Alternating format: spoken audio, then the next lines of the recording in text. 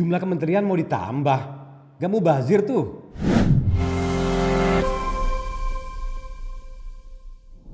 Sudah hampir sebulan semenjak penetapan Prabowo Gibran sebagai Presiden dan Wakil Presiden Indonesia oleh KPU, namun sudah banyak pekerjaan rumah menanti Pak Prabowo dan Mas Gibran setelah nantinya mereka dilantik. Salah satu masalah fundamental yang menghantui pemerintahan Prabowo Gibran adalah ketidakefektifan kementerian.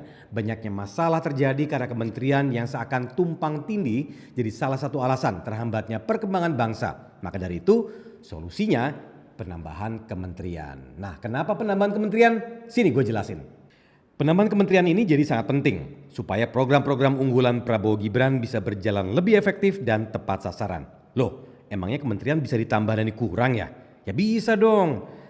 Karena sesuai rapat panitia kerja rancangan undang-undang Kementerian Negara ada draft terbaru yang menjelaskan bahwa aturan mengenai jumlah kementerian sebanyak 34 diubah menjadi diserahkan kepada Presiden. Hal ini juga diaminkan oleh pakar hukum tata negara dari Sekolah Tinggi Ilmu Hukum IBLAM Jakarta, Dr. Radian Syam. Ia menyatakan bahwa penambahan kementerian dan lembaga negara merupakan hak prerogatif Presiden. Hal ini bisa berubah sesuai dengan dinamika dan tuntutan zaman.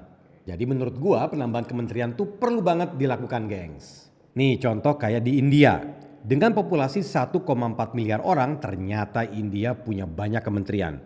Jadi ada 58 kementerian dan 93 departemen. Jadi dengan hal ini makanya hasil kerja bisa lebih efektif untuk negara India. Tapi kalau di Amerika Serikat gimana tuh? Padahal rakyatnya banyak, tapi kok kementeriannya sedikit? Eits, tenang dulu. Tidak apple to apple bandingannya.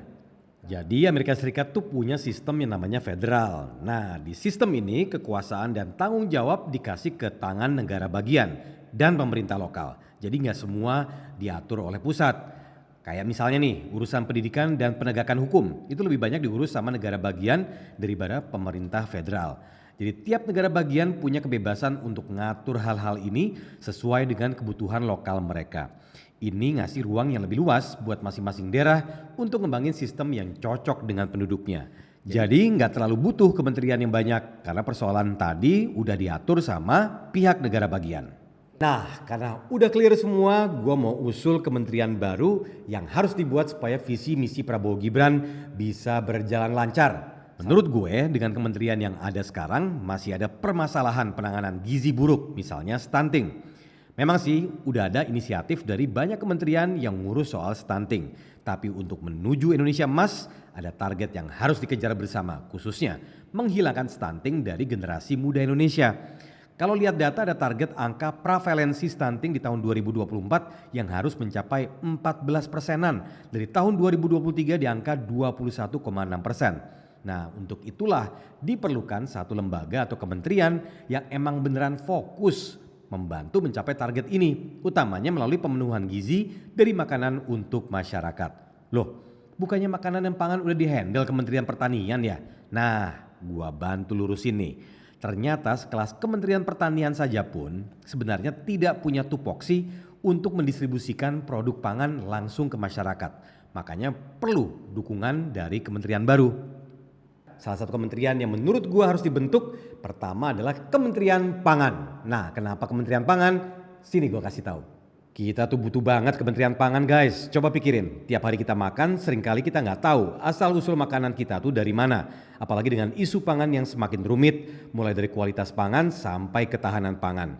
Kita butuh banget pengawasan yang baik dari pemerintah. Supaya apa? Supaya sesuai dengan omongan Pak Prabowo, seluruh rakyat Indonesia bisa makan.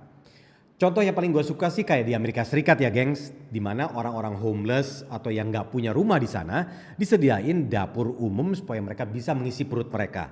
Nah, di sini pentingnya Kementerian Pangan. Mereka bisa melakukan inovasi dalam membuat dapur umum bagi masyarakat kurang mampu untuk meringankan beban mereka sehari-hari. Jangan lupa guys, program nomor wahid Prabowo Gibran yaitu makan siang dan susu gratis. Karena lingkup program ini yang luas dan berkala, maka penerapan program ini harus dilakukan dengan fokus tepat yang tidak terbagi dengan masalah lain. Sehingga Kementerian Pangan menjadi penting karena mereka terfokus dalam hal-hal yang berkaitan dengan pangan. Sehingga kementerian ini akan menjadi kunci suksesnya program makan siang dan susu gratis Prabowo Gibran. Benefit dari adanya Kementerian Pangan, kita jadi punya lembaga yang fokus ngatur semua hal tentang pangan, baik dari produksi, distribusi sampai konsumsi. Bayangin guys, pangan kita nanti diatur dengan lebih terstruktur dan efisien. Mantap abis. Dari penglihatan gue sih ada 4 keuntungan dari terbentuknya Kementerian Pangan. Yang pertama, keamanan pangan terjamin. Dengan adanya kementerian yang handle masalah pangan, semua makanan yang beredar bisa dijamin kualitasnya, bahkan bisa menurunkan hingga menghilangkan kasus stunting di Indonesia. Jadi kita harap semua makanan nantinya akan sehat, nomor makanan kadaluarsa, makanan-makanan yang gak jelas dari mana rimbanya muncul di toko-toko kesayangan kamu. Kedua, memperkuat ketahanan pangan. Indonesia kan negara agraris dengan kementerian yang lebih fokus. Produksi pangan kita bisa lebih maksimal. Kita bisa swasembada pangan, bahkan bisa sampai ekspor. Yang ketiga, akan banyak inovasi baru perihal pangan di Indonesia. Hal ini karena Kementerian Pangan bisa fokus dalam pengembangan pangan. Nantinya kita bisa muncul dengan inovasi baru yang berkaitan dengan pangan. Siapa tahu kita juga bisa bikin semangka isi melon kayak di Jepang. Hehe. Keempat, ekonomi kita bisa makin cihuy. Dengan Kementerian Pangan yang berpeluang membuat industri pangan bisa makin stabil dan berkembang. Ekonomi kita juga bakalan naik daun guys. Bakalan banyak lapangan kerja tercipta mulai level petani sampai level teknologi pangan. Nah gimana guys? Keren kan benefit yang bisa kita dapetin kalau memang Kementerian Pangan bakal dibikin di masa pemerintahan Prabowo Gibran. Itu pun kalau jadi ya guys, soalnya Ketua Umum Partai Golkar Erlangga Hartarto membantah kalau ada rencana penambahan kementerian dalam pemerintahan Prabowo Gibran nanti. Yah, kalau jadi atau nggak jadi itu urusan belakangan. By the way, kalau somehow Pak Prabowo atau Mas Gibran nonton video ini, boleh kali dipertimbangkan nambahin kementeriannya. By the way, masih banyak juga sih kementerian yang cocok untuk dibikin di pemerintahan Prabowo Gibran. Kira-kira selain yang tadi nih Kementerian Pangan, ada lagi nggak kementerian lain yang perlu kita tambah? Silahkan kalian kalau punya tebakan lain jangan lupa langsung komen di bawah ini.